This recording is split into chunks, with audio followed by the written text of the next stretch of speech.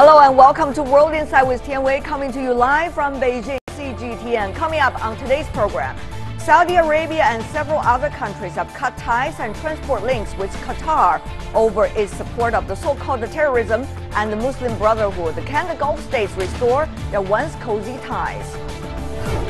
The UK has just witnessed the third terrorist attack in 3 months. Prime Minister Theresa May said that enough is enough and has suggested methods to clamp down on extremism, but will they work? And finally, I sat down with the Deputy Prime Minister of Armenia in Russia, whose country is the latest to express interest in joining the Belt and Road Initiative. And we begin our program today in the Gulf region. Bahrain, Saudi Arabia, Egypt, the United Arab Emirates, Yemen, Libya, and Maldives, all of them now announced respectively on Monday that they decided to cut diplomatic relations as well as all land, sea, and air links with Qatar. So what happened to the Gulf states? Let's take a look at this first. Splitting the Gulf Arab states. The Gulf Arab states said they were severing contact with Qatar on the ground that it interferes with internal affairs. However, Qatar denied this. Saudi Arabia has also urged all brotherly countries to cut diplomatic ties with Qatar. So, in just one day, there have been a number of countries cutting ties with Qatar.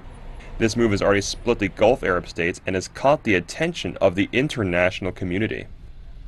We certainly would encourage the parties to sit down together and address these differences. And if there's any role that we can play in terms of helping them address those, we think it is important that the GCC remain unified. China hopes that relevant countries can properly resolve difficulties through dialogue and consultation, maintain unity, and jointly promote regional peace and stability. Saudi Arabia claimed that this move is to protect the country from terrorism and extremism. Saudi Arabia bases this claim on Qatar's warm relationship with the Muslim Brotherhood, which has been classified as a terrorist organization in Egypt as well as in Saudi Arabia. In addition, Qatar wants to act as a bridge between Iran and the Gulf states, hoping that the Gulf states can develop good ties with Iran. This move has offended Saudi Arabia, which has cut diplomatic relations with Iran. Although Qatar is a small country, it controls 1/3 of the world's largest natural gas field, enhancing both its economy and ambition. Qatar also hopes to punch above its weight in regional affairs. It remains to be seen how the rift between Gulf Arab states can be resolved. All of a sudden, separation among the Gulf states. What really happened? Joining us here in Beijing, Li Guofu, who is the director of the Center for Middle East Studies with the China Institute of International Studies. Joining us from Brussels, in Europe, we have Claude Monique, who is the CEO and co-founder of the European Strategic and Intelligence Security Center. He used to be a journalist, while at the same time has been a scholar on anti-terrorism. Welcome to both of you. Let me begin with you, Mr. Monique. Were you surprised by the latest news? All of a sudden, all of them, 7 of them. I was surprised because it was a very brutal decision, but at the same time it was not so surprising in the sense of the tensions between Qatar and Saudi Arabia since months and months. There is a profound, a deep rivalry between the two countries. Qatar and Saudi Arabia are in the same time sometimes close allies, but they've really rift between them. For instance, on the question of the Muslim Brotherhood, which is fully supported by Qatar and not by Saudi Arabia, of course. Mr. Li, is this really about the so-called terrorism? And yes, part of them, how define terrorism? Because, for example, Egypt, and they are regarded, the Muslim Brotherhood as terrorists, but Qatar still maintains some of the relations, some of the leadership of the Egyptian Brotherhood still live in Doha. Yes. But the real and also cause, the international community, a lot of them do not recognize the Muslim Brotherhood as the terrorist group. Yes, yes, and but as Qatar, sort of diplomatic disputes with Saudi Arabia, the issue is not over anti-terrorism. It is, the difference with regard to how both countries or the Arab countries deal with Iran. I think this is the key of, the rifts recently, and also it is the key here why Saudi decided to give a lesson of, the Qatar. Mr. Monique, it seems that the division over the issue of Iran is not likely to be resolved very soon. This has been a long-held issue between these countries or among them. So what is likely to be the situation? Is Iran going to be the division line? Now, once again, very obvious this time among the Gulf states. What would that mean? Are we going to see the prelude of another war of any sort? No, I don't think it will evolve in another war. It will be a very complicated situation, of course, for Qatar, especially because Qatar, even if it is a rich country, Qatar depends on Saudi Arabia, for instance, for its food. Approximately 50% of the food consumed in Qatar come by road through its only land border, which is with Saudi Arabia. And 100%, almost 100% of fruit and vegetables come to Qatar by those roads. And now this border is closed. So this is very tense, but I don't see it evolving in a war. You have already 3 proxy wars in the Middle East between Saudi Arabia and Iran. Right. You have one in Yemen. In Yemen, of course. You have one in Bahrain, and at the very beginning of the ISIS story in Syria and Iraq, Saudi Arabia was supporting ISIS because ISIS was fighting the government of Syria and Iraq, which are supported by Iran. So I don't see them beginning a new war. They don't need it. They just need to exert a huge pressure on Qatar, and the pressure is clearly very high.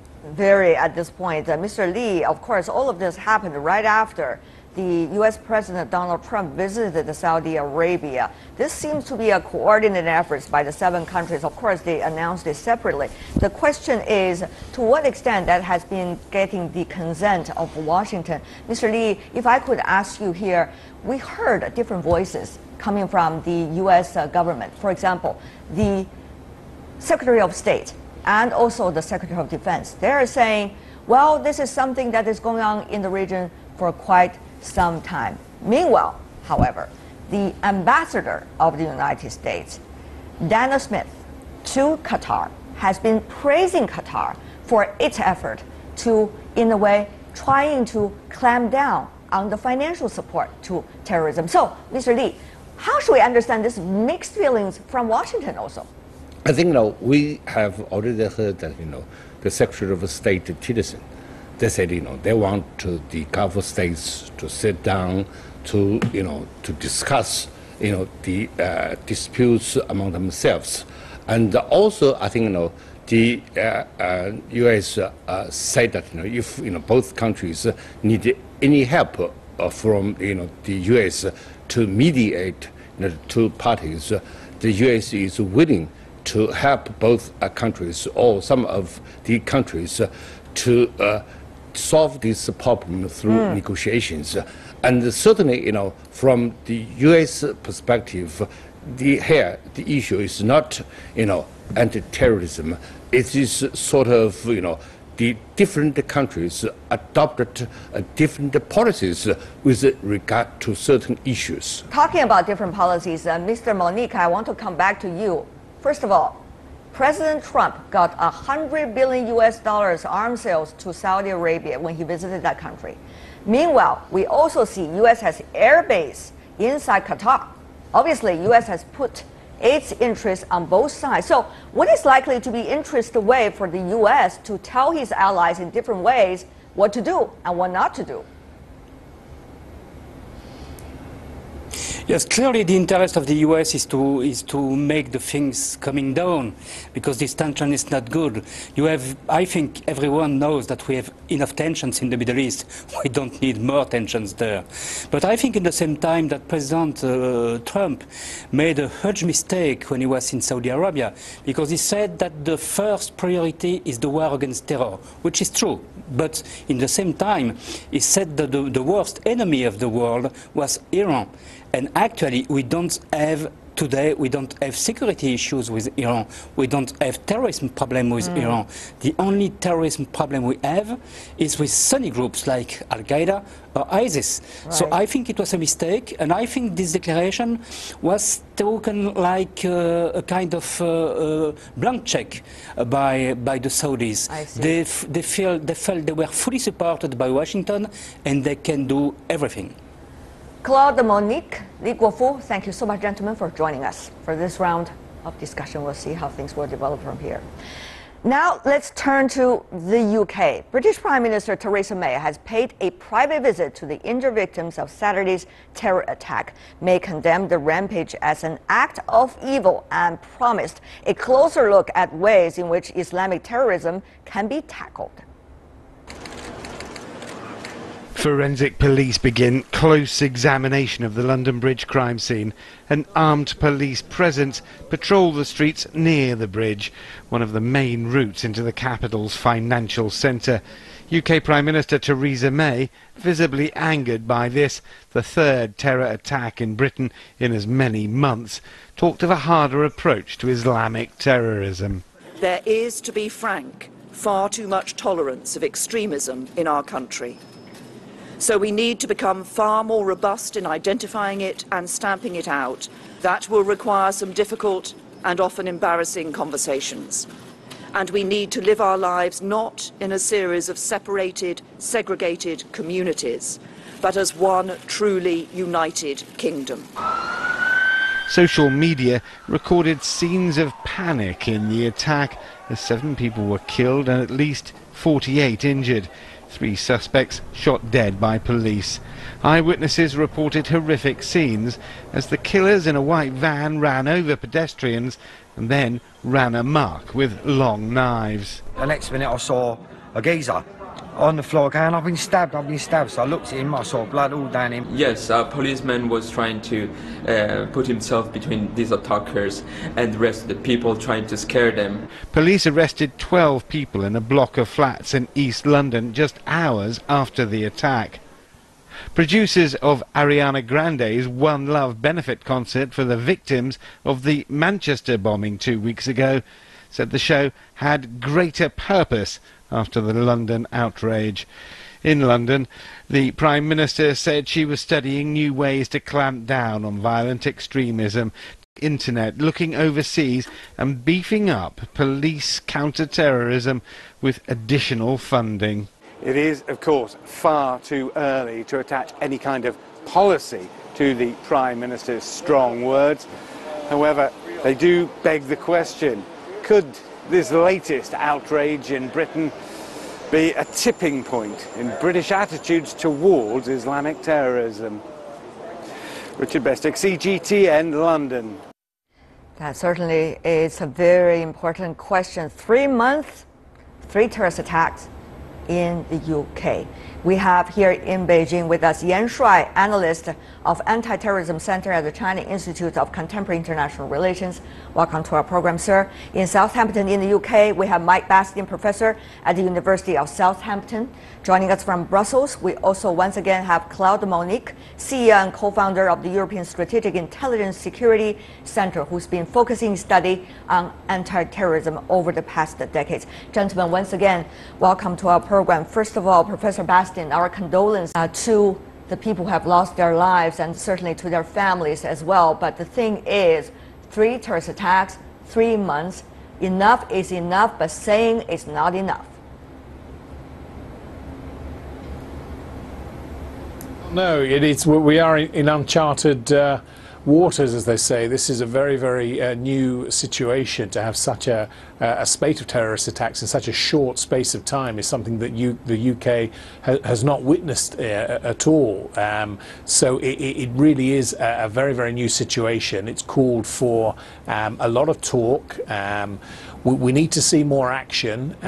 We need far more detailed policy statements, and I think those will come quite soon. The police so far do seem to have made a number of arrests in East London, 12 yesterday, a couple of raids today. They appear to know the identity of the attackers, and will release that very, very soon. So a lot of progress, I think, has been made in identifying the source of this latest attack. Of course, you heard also Prime Minister May praising the police of its quick reaction and try to save more lives during the process.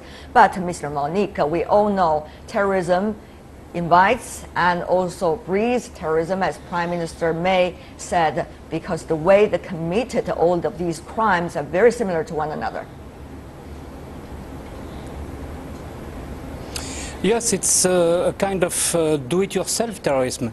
It's a very basic terrorism, with a van, with a car, with knives. It can be done by everyone. I mean, you don't need to be trained to use weapons.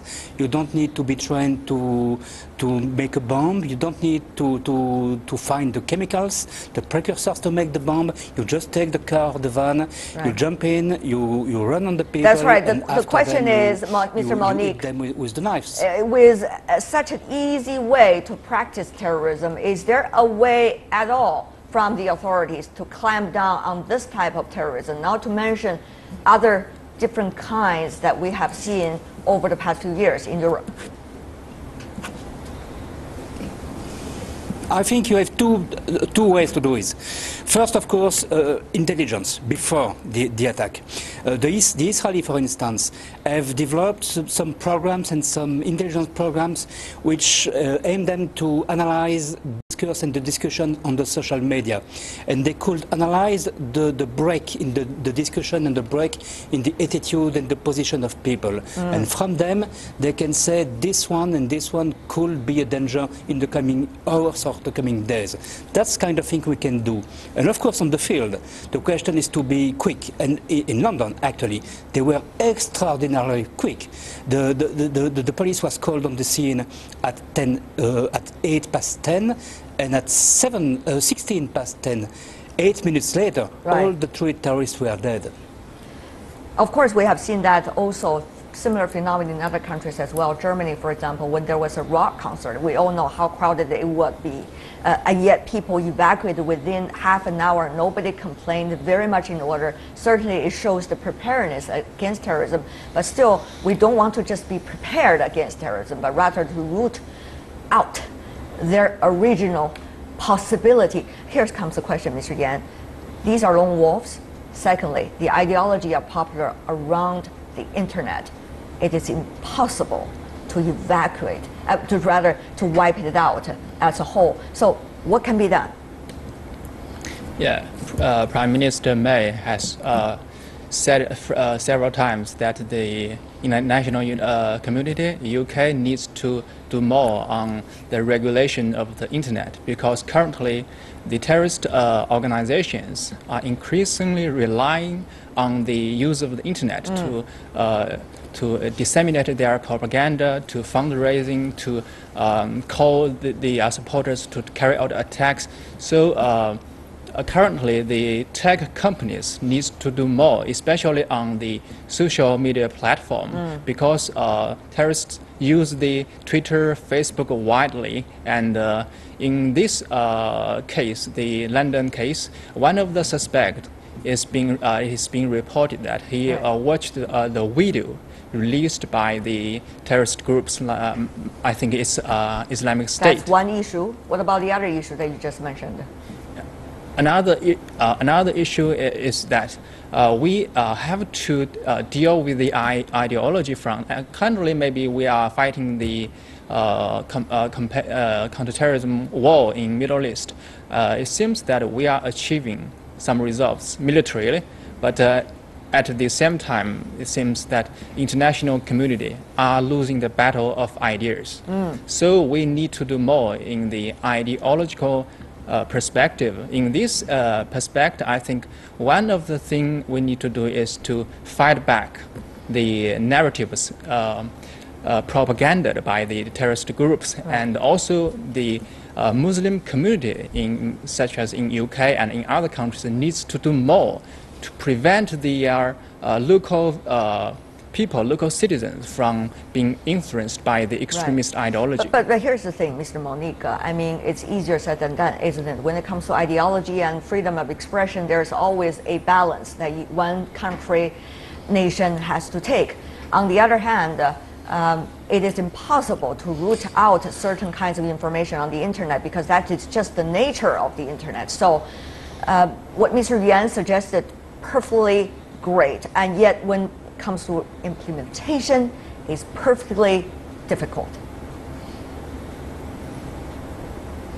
Absolutely, you're fully right. Both questions are extremely complicated. First, on internet, a few months ago, a year ago approximately, a UK foundation published a report explaining that since 2005, the terrorist attack in London, the first Islamist terrorist attack in London, which led 52 people killed in the metro and the buses, hundreds of thousands of internet pages have been suppressed and hundreds and thousands of addresses, but 80 to 85% of this content which was suppressed was back again on internet, on the dark web or the deep web, 24 hours after being suppressed. So I don't think that we can act this way on internet, because as you said, the spirit of internet is to be fully accessible everywhere. So I think that we have to develop counter propaganda. We have to develop actions, psychological warfare on internet to counter the propaganda. And we have also, of course, to deal, this is the second point, we have to deal with ideology, which is complicated, especially in the UK, where they are very devoted to freedom of speech. But nobody is born as a terrorist. You become a terrorist, and you become a terrorist because you are infected by the Salafi ideology, the extremist Sunni ideology. So clearly we have to fight the Salafi ideology, to close some mosques and to expel some hate preachers. Certainly those are great points, but at this point, Professor Bastien, I saw you took a deep sigh earlier. Certainly there is a lot of challenges, as you can see in the points that both gentlemen just made. My question to you, though, is we all know this is a world that right now confused about the ideology, confused about where is the future direction would be for all of us. At this critical juncture, can one country be able to do what the other two gentlemen just suggested? Well, one country acting alone will obviously be limited, and that's Professor Bastien, please. If I can finish, please. If I can finish, I think that the challenge facing the UK, of course, involves other countries from different. Particularly in the Middle East, and working closely with those, but focusing firmly on the UK, and I echo the sentiments made earlier, and working closely with the Muslim community and leaders of that community to gain a better understanding of this this extreme form of Islam and the radicalization process that so many young members of the UK society appear to succumb to. It is really part of the answer, and that needs to happen much more than it has. There's been a lot of strong words on anti-terror, but there's been very, very little discussion and action on understanding this extreme form of Islam and the radicalization process better, and trying to ensure that it doesn't infect younger members of the UK society. So the UK government and the police forces, security authorities, I think, should really be focusing on that more. Mr. Yan, on the one hand, what Mr. Bastien just said. On the other hand, you also see that our reactions to certain kind of extreme ideology could even lead to further growth of that ideology, some would argue. For example, the earlier debates about the Muslim ban inside the United States, different politicians try to use it as what is happening right now with the terrorist attack as ammunition to support their political ideas one way or the other. So, Mr. Yan, what do you make of this mixture of all kinds of information, all kinds of arguments right now? Yes, a series of significant terror attacks in UK brings a very difficult situation to the Muslim population in UK. And according to statistics that in Europe, France, Germany, UK, and Belgium, these 4 countries has the most Muslim populations. And at the same time, we are seeing that these 4 countries are being influenced by terror attacks most significantly. So this is a very end that terrorist organizations want to achieve. They want to create the conflict between the Muslims in the Western countries and the non-Muslim citizens. Yeah. This will lead to a vicious circle. And if the Muslim population were criticized, were suspicious by the non-Muslims, and this will lead to them to isolate themselves more deeply, and this will be a very good chance for the terrorist groups to take use. Mr. Monique, what do you make of that? It seems that we are really on a vicious cycle, as Mr. Yan just talked about. I don't think we are in the vicious circles. Of course, the terrorists want to create these vicious circles, but actually, if you see the reality, since the beginning of, since 2014, May 2014, the attack on the Jewish Museum in Brussels, which was the first attack ever of ISIS in the Western world, until today, we had hundreds of people killed in France, in UK, Germany, and so on, and we had very, very few incidents against, by chance, of course, against the Muslim community. Of course, we see some hate preachers against Muslims on the social media, and we've seen some limited and isolated incidents. But globally speaking, most of the population in Europe understand very well that the question is not with Muslims and with Islam, but with extremists again inside Islam, and that we must not fight Islam but help the Muslim community to isolate those extremists. Well, we must.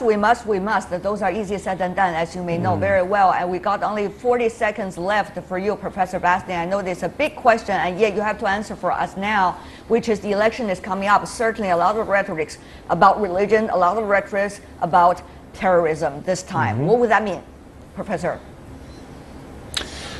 I think it will mean that the Conservative Party, I think, will generally benefit. That they're generally seen as the party of law and order. That goes back a long way. So I think with all this discussion on the latest terrorist attack, it's wiped issues like Brexit and social policy off the front pages. And I think we'll see an even bigger Conservative majority, and Theresa May will be given a large mandate on Friday morning. Mike Bastian, Claude Monique, Yan Shuai, gentlemen, thank you so much for being with us. All the best. You're watching World Insight with Tian Wei, coming to you live from Beijing on CGTN. Still to come on our program, I sat down with the Deputy Prime Minister of Armenia during the World Economic Forum in St. Petersburg, whose country is the latest to express interest in joining the Belt and Road Initiative.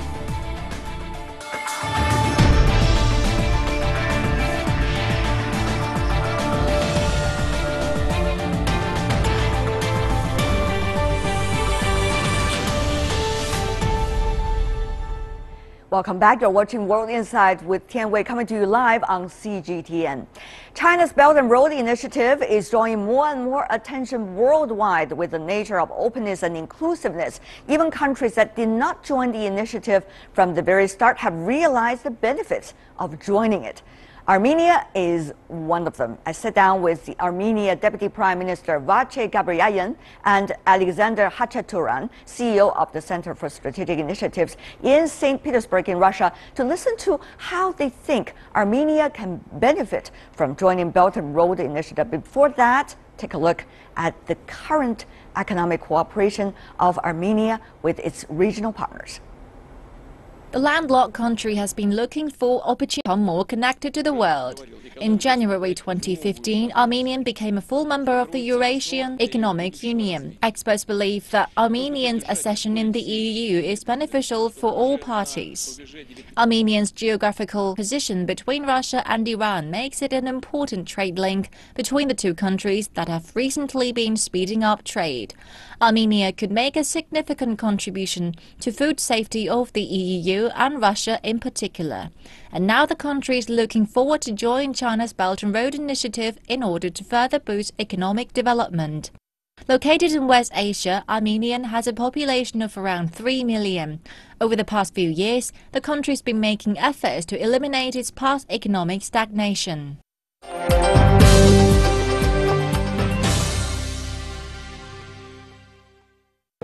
And joining me now in St. Petersburg, Vache Gabrielian, Deputy Prime Minister from the Republic of Armenia, and also he's the Minister of International Economic Integration and Reforms. Welcome to our program. It's my pleasure being here. Also joining us in the studio from Armenia as well, we have Mr. Alexander Hachaturian, who is the CEO of Center for Strategic Initiatives. Welcome as well. Pleasure to be here.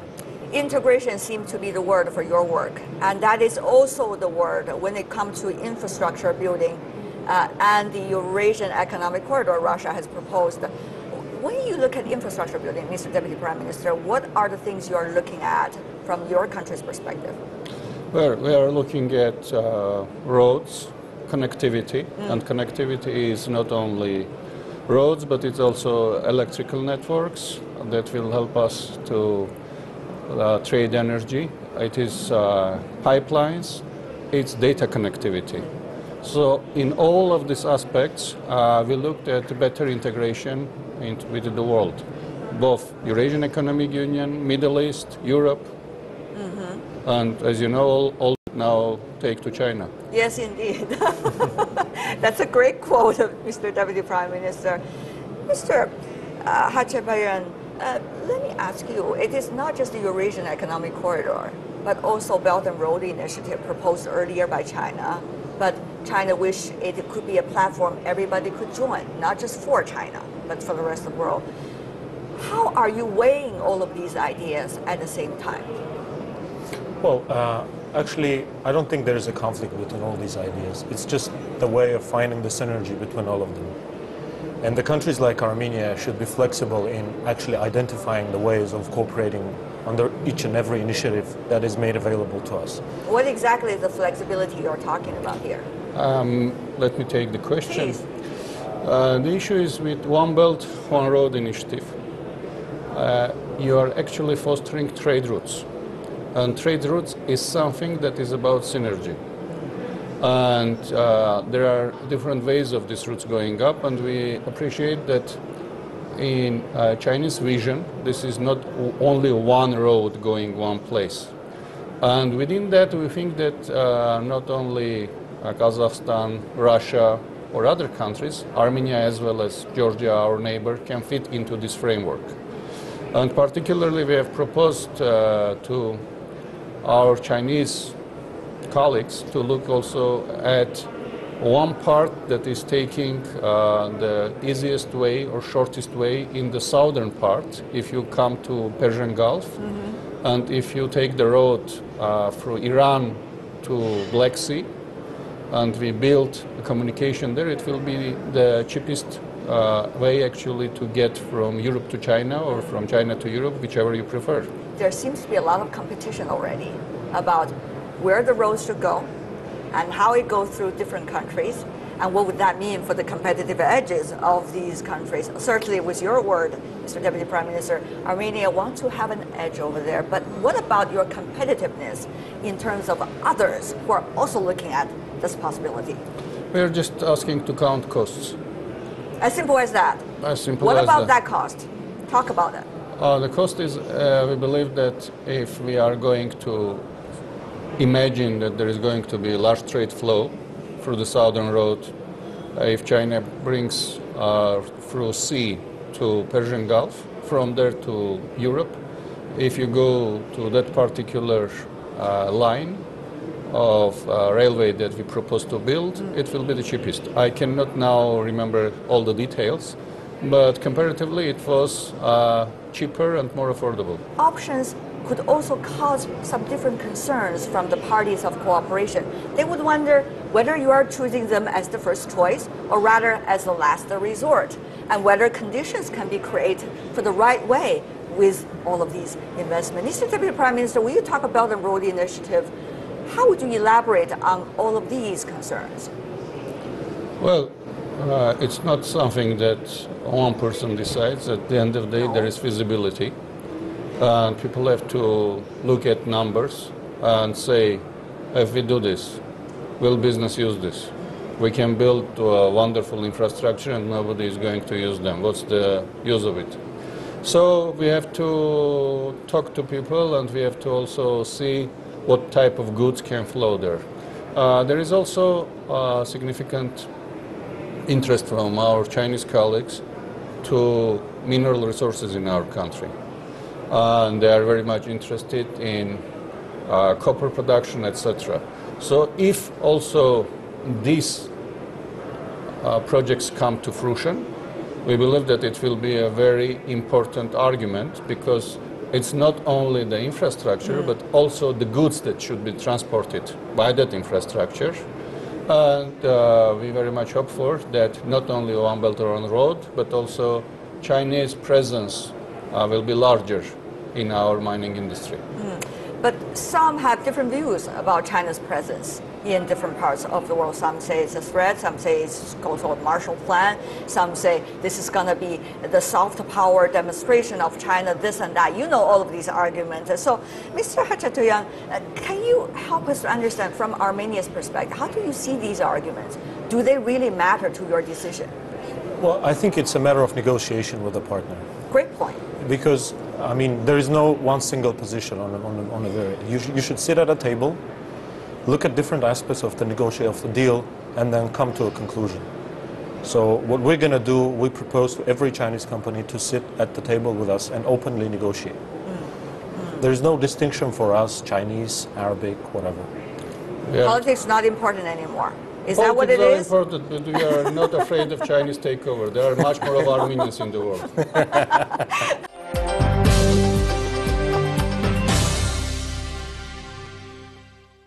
Mr. Deputy Prime Minister, of course, your country, Armenia, is looking at different political and economic development options with Russia, with China, and also with Iran. What do you make of the balance that you need to take? It's actually a very good question, and it has been the credo of Armenian authorities that we are not in the either-or camp, but we are in both camp. And as being members of Eurasian Economic Union, we at the same time have completed our negotiations and new deep and extended agreement with the European Union, which will be signed at summit in Brussels in November. At the same time, we are actively pursuing our economic and cultural interests in the Middle East. And Iran is our neighbor for several thousand years. And we have been working with them great. And now within Eurasian Economic Union, we are in talks with them about free trade regime.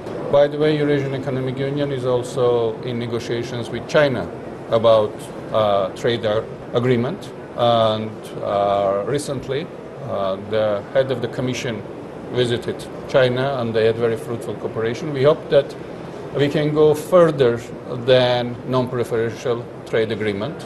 Even though people have questions about globalization, but this is, from your answer, Mr. Deputy Prime Minister, a very globalized world here. Having said that, though, the directions of our world, with all the challenges that we are facing right now, and the dramatic geopolitical changes we're seeing right now, really give us a lot of imagination, I'm sure, for a think tank like yours, Mr. Hachatoyan. It's going to be a very richful time, I would say, to think about some of the ideas your country can play with and to walk down. What are some of these scenarios, if I could ask you about that? Well, there's this new term that we call glocal. So it's both global and local. You need to look at everything from both perspectives. What are the global trends and how you fit in those trends, and what are the local trends and how you adjust them to the global trends. So basically what we're looking at is considering, for instance, the fourth industrial revolution that's happening all over the world. That's right. We need to be aware of it, and we need to adjust ourselves to those realities. So it's not about politics, it's about just, the technology is moving so fast that you need to adjust to that reality. So Armenia should be part of it. Several layers of things, Mr. Deputy Prime Minister. Also share some of your wisdom with us. First of all, collapse of the Berlin Wall created the first round of dramatic change. Secondly, you see what is going on right now with the geopolitics of major players dramatic change as well. Nobody knows where the direction is. It coupled with the technology, as Mr. Hachaturian earlier mentioned, not to mention the internal politics that's going on in our own countries. So it seems to be a fascinating time, but also confusing time. Mr. Deputy Prime Minister, how are you figuring out your daily necessities and also the future directions? Well, there is an old Chinese saying about living in changing times. There is a Chinese saying about living in changing times. So we are in a situation where times are changing and they are changing fast. And we have to understand that it is a constant event. It's not something that we can settle and think that we are safe for now and let's think about change after 20 years. These days are over. So the day we settle, we think about new change. I'm not going to claim that we are so large and powerful that we are going to solve all the questions before they arise. Right. But at least we are trying to deal with it through people, and that's the only way you can deal with it, have capable people. That is our exclusive with the Deputy Prime Minister of Armenia and also the advisor to the Prime Minister at the St. Petersburg International Economic Forum.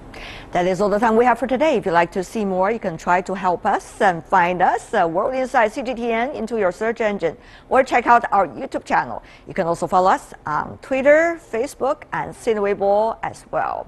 From me, Tian Wei, and everyone on the World Insight with Tian Wei team, thanks for watching.